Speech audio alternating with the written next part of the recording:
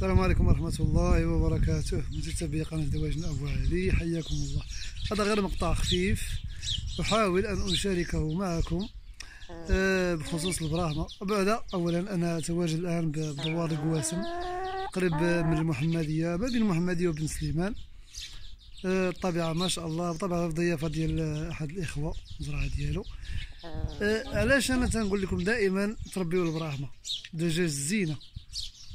هذا راه ماشي مربيها، لا راه ما مربيهاش، وانما هي مربيها الاخ ديالنا. مجرد ما شديتها صافي استانسات معايا وجلسات. ما شاء الله. انا من عشاق البراهمه صراحه، البراهمه ما اجمله. وكاين انواع ديال البراهمه ما شاء الله. الاخ الله يبارك ليه في رزقه. غادي نحاولوا غير نوريكم البراهمه اللي كاينين، هما جايين الاخرين حتى هما عندنا. البراهمه متميز انه لطيف صراحه، سبحان الله العظيم. كي تنقولوا هنا بالدارجه ديالنا ظريف ما شاء الله. الجلسه ما شاء الله، الطبيعه يا سلام، وجود الطبيعه ما شاء الله. انا نوريكم البراهمه بجهه اخرى. هذا هو البراهمه العملاق ملك الدجاج. هذه انواع بطبيعه الحال. البراهمه انواع واشكال والوان ما شاء الله ما شاء الله. تيتميز بالهدوء ديالو، تيتميز يعني ماشي بالضخامه ديالو وبالجماليه ديالو، وتعتبر هو من ضمن دجاج الزينه اللي تحبوا بمجرد ما تشوفوا ما شاء الله.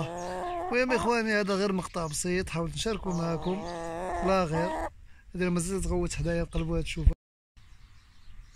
ها هي انك تنقبيني.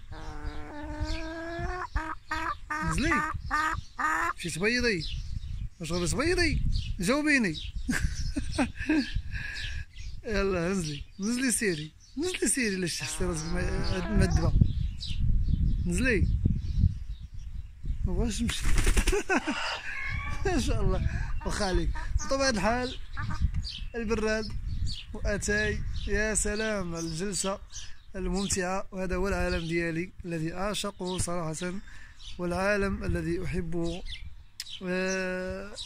رغم كل الصعاب وكل المحن التي تمر في هذا العالم، وأيضا العقبات التي نمر منها. لكن يبقى هذا العالم عالم فريد من نوعه، عالم الطبيعة، عالم الحيوانات أو حيوانات المزرعة. يبقى عالم فريد من نوعه، عالم محبب عند الكل. لن تجد على وجه الأرض من يكره هذا العالم، الكل يحب هذا العالم ما شاء الله. إذا يا أخواني الكرام أنا حاولت نشارك معكم غير هاد القيطات هادو ونوريكم فين جالس. ما شاء الله. الله يبارك لصاحب المزرعة على حسن الضيافة ديالو، بارك الله له في رزقه. وما تنساوناش بصالح الدعاء ديالكم، وجزاكم الله خيرا على حسن المشاهدة والمتابعة، والسلام عليكم ورحمة الله وبركاته.